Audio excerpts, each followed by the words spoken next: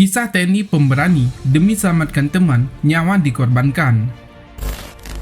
Prajurit dari Komando Pasukan Sandi Yuda atau Kopas Sanda atau sekarang bernama Kopassus ini rela gugur dihujani peluru demi menyelamatkan rekan-rekannya yang dikepung musuh. Cerita heroik ini dimuat di halaman resmi Kopassus yang diambil dari majalah Baret Merah edisi April 2014. Keberanian dan heroisme Suparan ini juga dikisahkan oleh Menko Kemaritiman, Jenderal Luhut Binsar Panjaitan.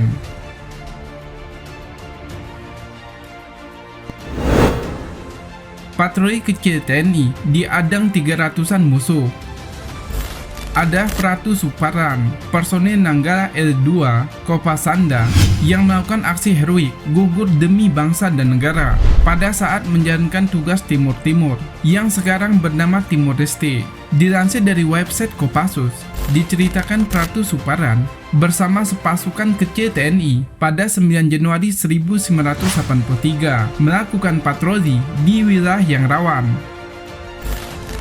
Pasukan patroli yang dipimpin Letnan Poniman Dasuki tersebut berpatroli memasuki daerah yang sangat rawan.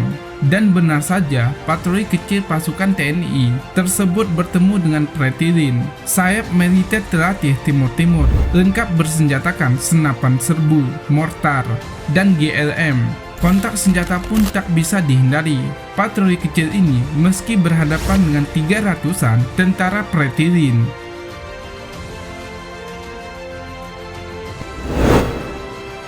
Hanya ada satu jalan keluar, dan Suparan meminta teman-temannya yang lebih dulu, sementara ia menghadang musuh. Terjadilah pertempuran yang tak seimbang. Sejumlah kecil pasukan TNI yang berada di pinggir jurang, meski berhadapan dengan 300-an musuh dengan persenjataan lengkap yang berada di ketinggian. Satu persatu anggota pasukan kecil ini gugur. Komandan tim memerintahkan pasukan untuk meloloskan diri ke satu-satunya peluang, yakni ke celah bukit. Namun, hanya sedikit waktu yang tersisa bagi pasukan kecil ini, sehingga Pratu Suparan menyatakan pada komandannya untuk terus maju, sementara ia sendiri memilih untuk menghadang musuh.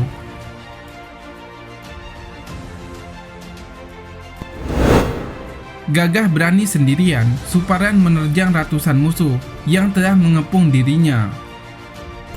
Dengan gagah berani sendirian, Suparan menghadang pasukan musuh yang hendak menghabisi pasukan TNI tersebut. Ia membuang senjatanya dan mengambil senapan mesin milik rekannya yang gugur. Tanpa gentar sedikit pun, ia menerjang ke arah pasukan Pretilin. Hamburan peluru senapan mesin musuh yang mengoyak tubuh Pratu Suparan dibalasnya dengan rentetan peluru hingga amunisinya habis. Meski bersimpah darah, prajurit Kopassus ini tetap tegar bagai benteng ketaton.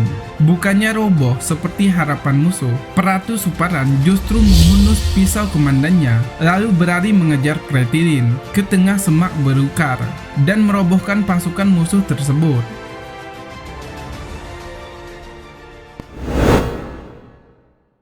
Menggunakan sisa tenaga terakhirnya, Suparan melompat dan mencabut pin granatnya, lalu meledakkan diri. Mengira prajurit TNI ini telah berhasil melumpuhkan gerombolan Pretilin, ini mengerumuni Suparan yang jatuh duduk kehabisan tenaga. Namun di luar dugaan, setelah puluhan musuh tersebut berkumpul mengerumuninya, dengan sisa tenaga yang ada, ia susupkan tangan ke kantong celana. Dalam hitungan detik, lalu ia melompat ke arah kerumunan Pretilin. Di depannya seraya berteriak, "Allahu Akbar!" Dentaman keras membahana mengiringi robohnya puluhan Pretilin bersama seorang prajurit Kopassus bernama Prajurit 1 Suparan. Sebanyak 83 orang Pretilin dilaporkan meregang nyawa pada kejadian tersebut, serta puluhan orang ditangkap hidup-hidup. Sementara dari pihak TNI, hanya 7 orang yang gugur. Jenazah Suparan ditemukan tidak utuh. Keberanian Suparan dianugerahi bintang sakti dan kenaikan pangkat luar biasa. Keberanian baktinya kepada negara, Suparan dianugerahi KPLB, kenaikan pangkat luar biasa. satu tingkat lebih tinggi dari pangkat semula, yaitu Kopda. Tanda jasa bintang sakti pun diberikan pada Kopda Suparan pada 13 April 1987 melalui Kopres nomor 20/TK/TH 1987. Nama Suparan juga diabadikan di Monumen Seroja, komplek markas besar TNI Cilangkap, serta diabadikan sebagai nama lapangan udara perintis di Pusdikpasus Batu Jajar, Bandung.